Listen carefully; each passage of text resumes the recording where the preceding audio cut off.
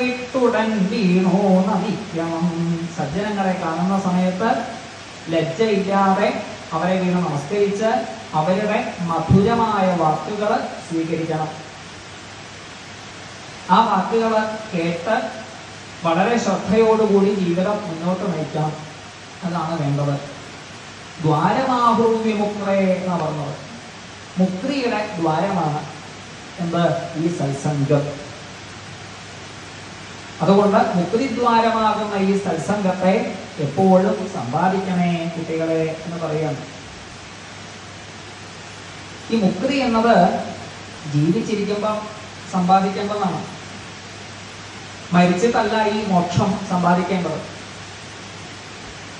ഈ മരണം എന്നത് നമ്മോട് അടുത്തു തന്നെയുണ്ട് അല്ലേ? മർത്യൻ എന്നൊരു പേര് മനുഷ്യനുണ്ട്.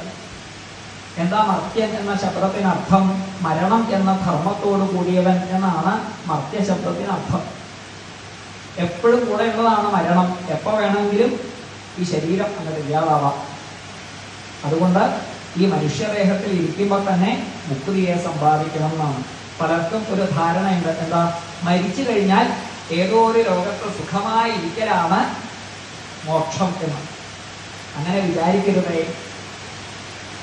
പ്രസിദ്ധനായ ഒരു കവി, മഹാഭക്തനായിട്ടുള്ളൊരു കവി പറയുന്നുണ്ട്, ഈ വൈകുണ്ഠവും കൈലാസവും ഒക്കെ ഇവിടെ തന്നെയാണ്, ഒക്കെ ഇവിടെ തന്നെയാണ്. സ്വയം ആചാര പദ്ധതികളിലൂടെ ഇവിടെ തന്നെ നേടിയെടുക്കേണ്ടതാണ് വൈകുണ്ഠവും കൈലാസവും ഒക്കെ എന്നാണ്. കാവ്യത്തിന്റെ രീതിയിൽ, ഒരു കാവ്യം എന്ന രീതിയിൽ പല സ്ഥലങ്ങളെയും വൈകുണ്ഠം എന്നാൽ പല ഈ ലോകത്തിൽ നിന്ന് അന്യമായിട്ട് മറ്റ് പല സ്ഥലങ്ങളിലും ഇന്ന ലോകങ്ങളുണ്ട് എന്നൊക്കെ കാവ്യത്തിന്റെ ഭാഷയിൽ പറയുന്നു എന്ന് മാത്രം. കവി ചോദിക്കുന്നുണ്ട്, വൈകുണ്ഠക്കേന ദൃഷ്ട ശ്രവണപഥകഥ സ്വപ്നവദ്ഭാതി ചിത്തേ. വൈകുണ്ഠക്കേന ദൃഷ്ട എന്നാണ് ചോദിച്ചത്. ആരാണ് ഈ വൈകുണ്ഠം കണ്ടത് എന്നാണ് ചോദിച്ചത്. ഇവിടുന്ന് വൈകുണ്ഠത്തിലേക്ക് പോകുന്നു എന്ന് പറയുന്നു. വൈകുണ്ഠത്തിൽ പോയി കഴിഞ്ഞാൽ വൈകുണ്ഠത്തിൽ പോയ ആൾക്കാർ ആരെങ്കിലും ഇങ്ങോട്ട് തിരിച്ചു വന്നിട്ടുണ്ടോ? നമുക്ക് വൈകുണ്ഠത്തെ കുറിച്ച് ചോദിച്ചറിയാൻ സാധിക്കുമോ? അങ്ങനെ പറയാൻ വയ്യ. അപ്പൊ ആ കവിയുടെ അഭിപ്രായം എന്താ? ഈ വൈകുണ്ഠം എന്ന് പറഞ്ഞാൽ ഇവിടെ തന്നെയാണ്, കൈലാസം എന്ന് പറഞ്ഞാൽ ഇവിടെ തന്നെയാണ്, സംശയമൊന്നും വേണ്ട. അപ്പൊ ഇവിടെ വൈകുണ്ഠം ആക്കി തീർക്കണം, ഇവിടെ കൈലാസം ആക്കി തീർക്കണം, ഇവിടെ നരകമാക്കി തീർക്കരുത്. അങ്ങനെയാ വേണ്ടത്. അപ്പൊ നമ്മളെ ശരിയായിട്ടുള്ള ആചാരങ്ങൾ, നമ്മളുടെ സച്ചര്യ, അതാണ് ഇവിടെ വൈകുണ്ഠമാക്കുന്നത്, ഇവിടെ കൈലാസമാക്കുന്നത്, എല്ലാ അർത്ഥത്തിലും ശ്രേഷ്ഠമായിട്ടുള്ള ലോകമാക്കി തീർക്കുന്നത് നമ്മുടെ ഈ ലോകം, ഈ ഭൂമി.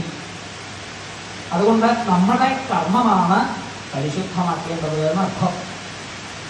അതുകൊണ്ട് തപസ്, നിങ്ങൾ വേണ്ടത് മഹൽസേവാം, മഹൽസേവ ചെയ്യണം. ജീവിച്ചിരിക്കുമ്പോൾ തന്നെ ഈ മുക്തി സമ്പാദിക്കണം. മരിച്ചു കഴിഞ്ഞ് ഏതോ ഒരു ലോകത്ത് പോയിരിക്കലല്ല എന്ത് മുക്തി എന്ന് പറഞ്ഞാൽ, ജീവിച്ചിരിക്കുമ്പോൾ തന്നെ സമ്പാദിക്കേണ്ട ഒരു ദിവ്യമായ അവസ്ഥയാണ്. അത് ഇപ്പൊ തന്നെ നേടണം നിങ്ങൾ. ഇതിന് വൈകരുതേ.